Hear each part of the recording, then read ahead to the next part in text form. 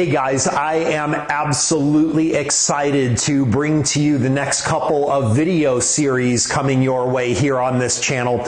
So we are going to have a viewer named Chad Bailey, who is a combination car guy slash software engineer, and we are going to do a couple of really cool things here coming up, including playing with making a self-driving vehicle and also looking at interpreting and decoding the CAN network signals in the CAN network on late model cars. So a really nice addition to the paid channel content on network diagnostics. Chad is a viewer on both channels, and he said, hey, if you know a little bit about software programming and things like that, you can actually do so much more than you can imagine.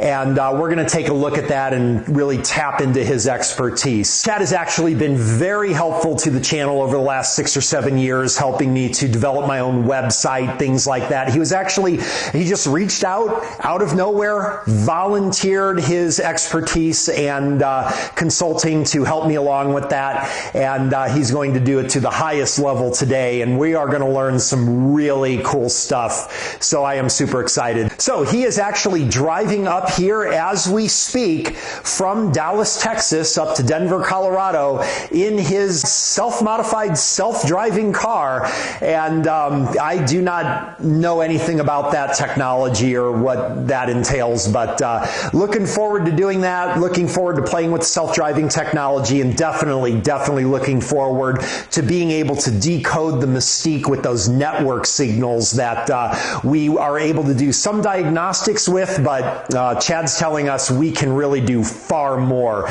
than most people think, and only a very few people are going to be able to do that level of technical troubleshooting and diagnostics. So we are going to bring Chad over here, and we are going to have a good time on these next couple video series. So enjoy.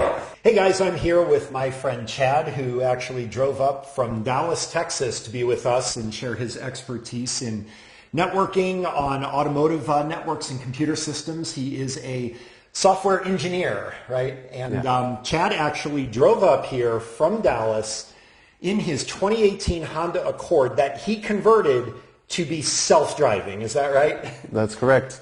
And it drove most of the way here by itself. That is amazing. That is amazing. So obviously not something we normally cover on this channel, but this is direction that things are going, and at some point we're going to have to be able to do diagnostics on self-driving vehicles, which means we are going to have to understand not only how they work, but obviously a self-driving vehicle is going to communicate with lots of things in the car using a CAN network that I covered in my other channel. And what actually happened is Chad saw that video and he was like, dude, you can actually do so much more with that. And so we're going to look into actual interpretation of the CAN signals and decoding and things like that. But that'll be in another video coming up after this one. And this one, I'm just honestly really curious about how you converted a car to self-driving, and I think the guys out there are too. So maybe tell us a little bit about your background first, how you know how to do this stuff, and then we'll get into the car. Yeah, so as you said, I'm a software engineer, and a lot of what I've learned has to do with working with open source projects, throughout my life in various capacities. Either just using it or not. Sorry, open source, for people who don't know, is like when a software developer makes the software available to anyone who wants to manipulate it, recode, things like that. Is that right? That's correct. So basically, when you get software on your computer, normally you don't have any way, nor does a software engineer really have many ways to manipulate that. So with open source, they say we're going to give you not only the software but the source code for it.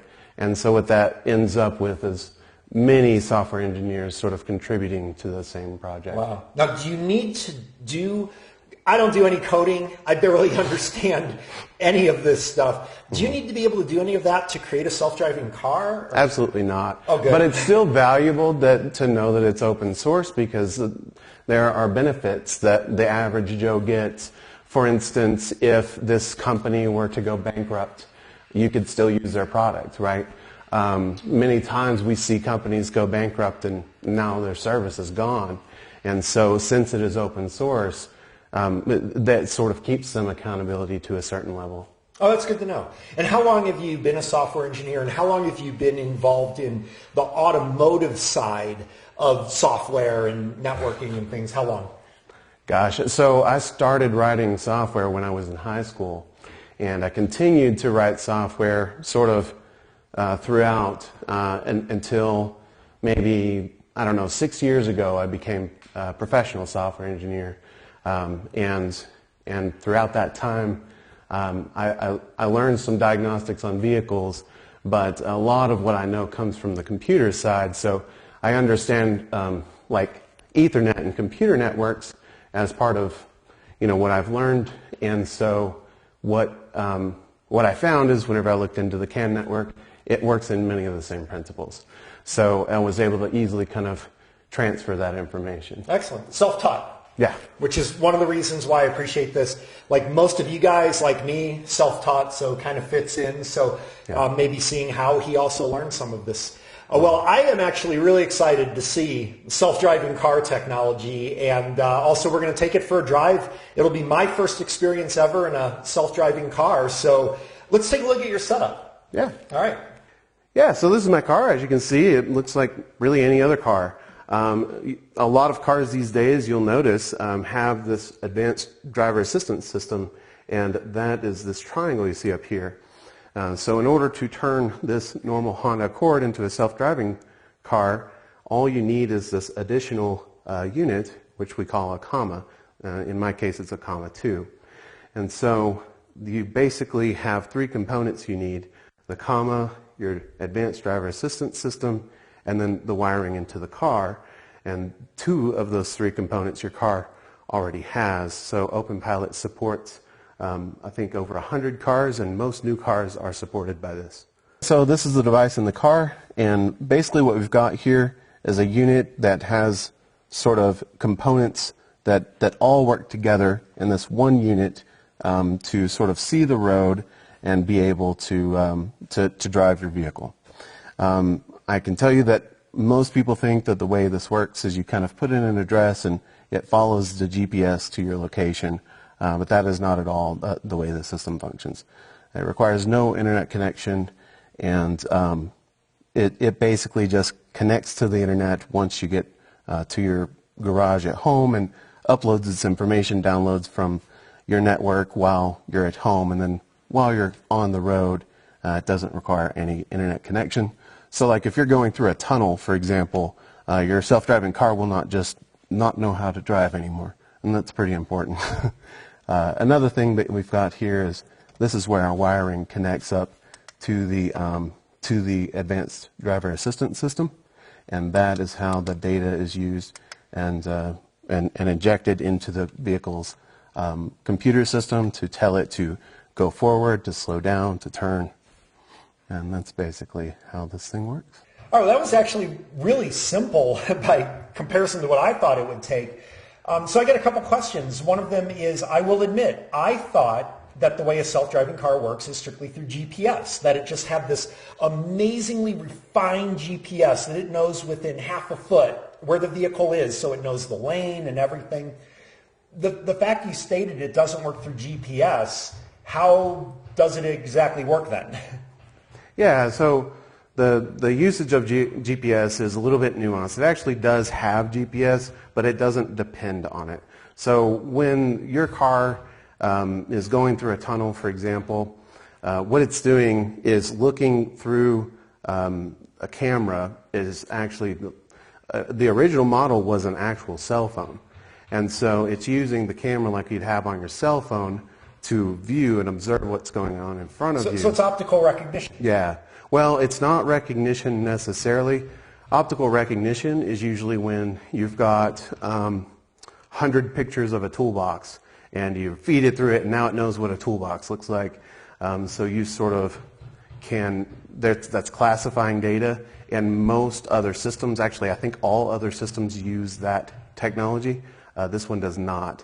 What this one does is it uses a generic model that just basically learns how to drive by observing the road and observing driving while humans are driving the car.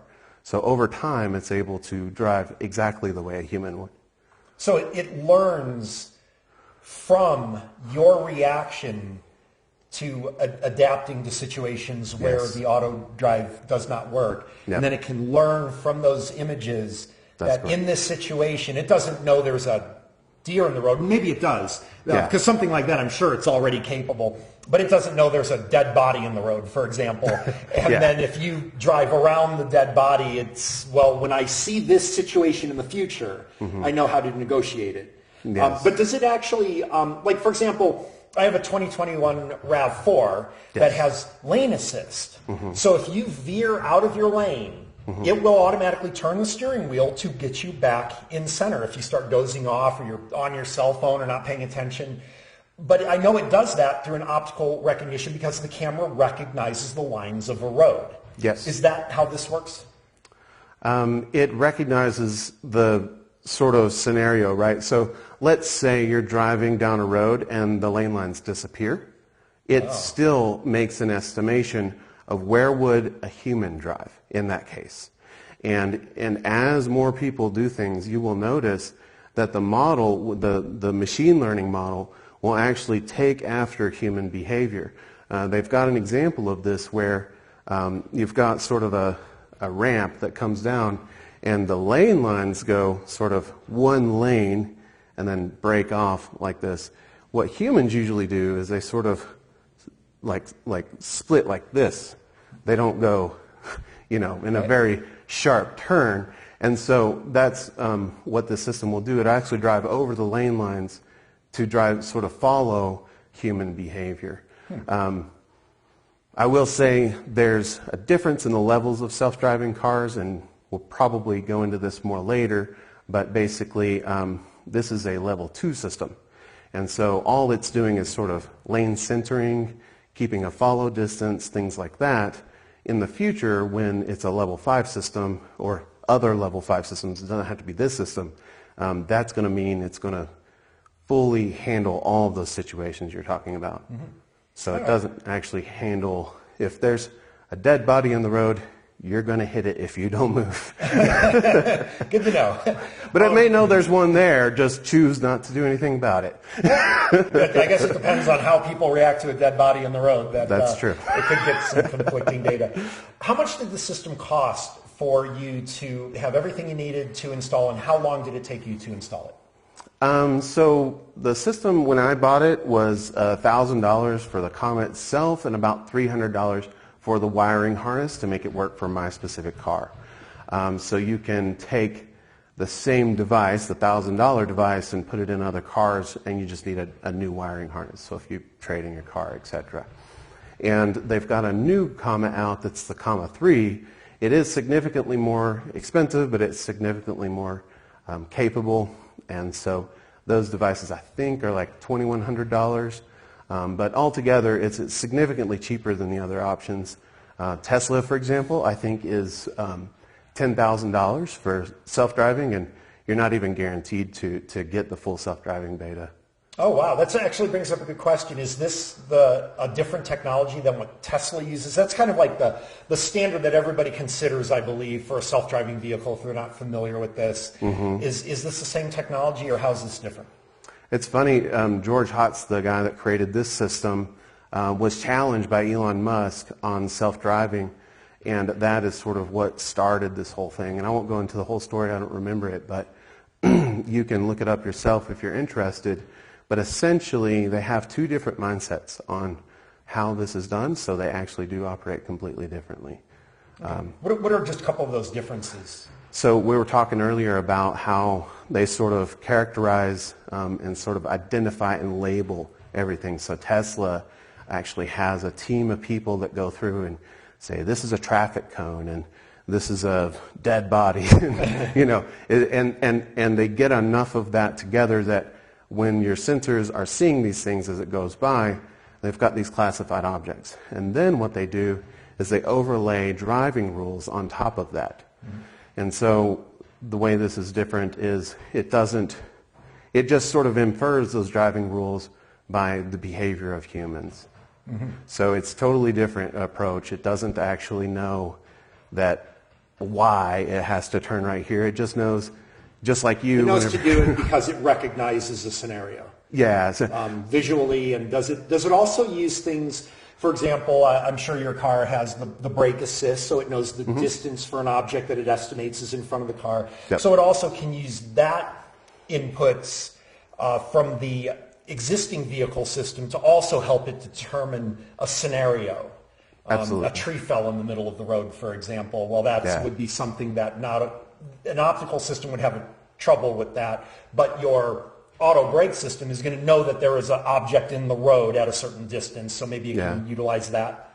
Yeah, actually, that's the key difference between a comma 2 and a comma 3. It's software isn't available to do it yet, but the reason why is because the hardware wasn't there in the comma 2. So in a comma 3, they no longer are dependent on the car systems. On a comma 2, they are dependent on your car system. So your radar on your car is what's telling it distance information. What they found is that the data is just not good enough to be able to fully work in every scenario.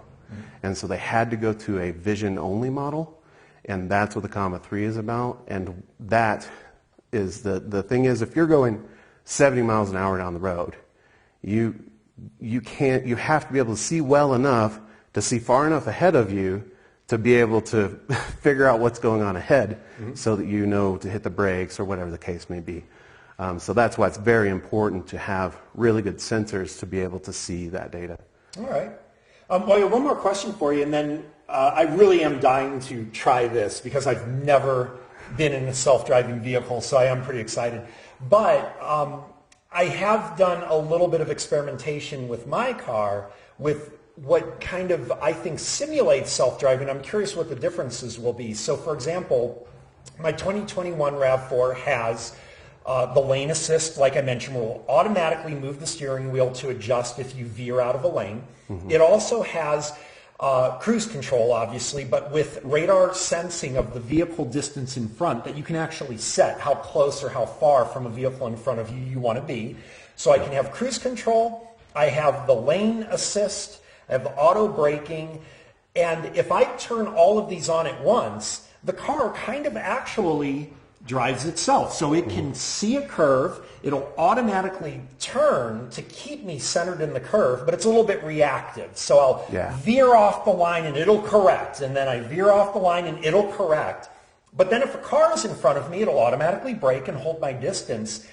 Obviously, especially people in my generation, we're going to be very leery of a self-driving car, but I have to admit, it did an amazing job, even in rain, even in snow, of maintaining the car on the road by itself. And I'm curious what I can expect as a difference when I do this self-driving versus kind of my simulated self-driving using those capabilities that the car had.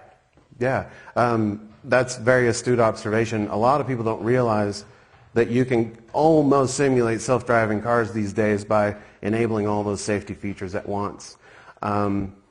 What you're going to notice is these are both level 2 systems.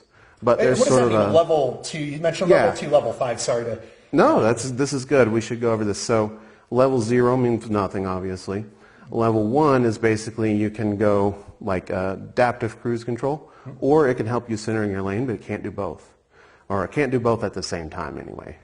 Level 2 is it can do both. But the important thing is, in level 2, the driver is fully responsible at all times. So it's just like if you turn on your cruise control, you don't just take a nap. You gotta be there monitoring. You are steering and braking. You are. And so as you progress through the levels, I don't recall 3 and 4 and 5 necessarily. I think it has a lot to do with the liability, right? I think once you get to level 5, it's fully autonomous. It doesn't even need a steering wheel at that point. And so as you sort of progress through the levels, if your car gets in an accident, then it's the company, it's the car's fault. But, and so that liability does shift at some point. And so, even though they're level 2 systems, you're going to notice a huge difference between how well this drives the vehicle versus those sort of rudimentary systems that are built into the car. Well, we'll give it a try, and then I'm sure I'll have some more questions. Obviously, I think everybody watching this has the same questions I do, that anytime you're driving, There are all kinds of variables. Construction comes up. How is it going to negotiate through pylons that if you've got your road lines and now you can't follow those because, how would it do? So I'll ask you some of those later, but maybe we can, they're doing a lot of construction around here, so maybe we can actually find a road where that will happen and we'll see how it reacts to it. Yeah, and I'd love to see it react poorly as well, if we can find that. That would be great. It's your car, so yeah, I guess so. All right, well, let's go ahead and take it for a spin and see how this works. Yeah. All right. All right. Oh, it just shows it's a camera. Yep. All right. And be ready to take over at any time, it says. That's correct. Probably a good reminder. So can you kind of just real briefly, what data, how important is your interaction with that device for what we're going to do here driving this car, or having the car drive us? Yep. I would consider this like a confidence monitor. It's doing all the hard work, but what this allows us to do is peek into what it's trying to do so that we can kind of know that what it's intending to do. Because if we were to notice, say, it's trying to turn and we want to go straight and the road goes straight, that would sort of be an early warning that, hey, the system's not working right, I need to take over. Mm-hmm. And there's an image of a person down here. What is that? This monitors you as you drive. So if I'm distracted, if I take a nap, if I look down at my cell phone, it will start beeping at me and warn me that it's going to disengage. I'll be darned. Wow. Yeah. Okay, so it is serious about the fact that you need to still be paying attention. Yes. And it actually watches you to make sure you're doing that. That's correct. Oh, wow. That's interesting. All right. I will say I like it much more than the Tesla system because that one requires you to physically reach up and grab the wheel every so often, whereas this one's just watching you, so you can stay in this position indefinitely. Wow. So it's like eye contact. Yeah. Wow, that's pretty cool. All right, excellent. Stupid question, I know, but I know nothing about this. Is it going to be able to reverse the car and get on its way, or do you have to kind of get it started off on the road? No, it just sort of keeps you going straight, so we will have to manually drive out of the garage. All right. By the way, I noticed you got like a low tire pressure and a maintenance light on and everything. Yeah, I thought you were going to fix that for me when I came up here. I thought you were going to install this in my RAV4. We'll see. All right, we'll see. I'll trade you for that. All right, well, let's go ahead and hit the road and see how this works. And let's try to, we want to be safe about it, obviously, but I would like to do some things that most people would think would challenge the system and see how it negotiates that. Yeah, I'm excited to do that. All right, let's try it. Oh, see, and again, this is the CAN system communication that it knows what gear you're in and all that. That's unexpected. That's pretty cool. It's very tightly integrated into the car's systems. Even when you're looking away, it even will put the warning on the dash. Wow. Yeah. Wow. This isn't going to be a video on how to install this system. Most of my viewers would know how to do that. This is just to get the information on it. More later on, we're going to talk about the actual interaction with CAN and how that works and how you can even monitor it. And as you were saying, potentially, if you were really skilled, actually modify it, program it and stuff. So that's kind of what we're going to more do. But right now, I'm excited to see this. Let's go. Let's try this.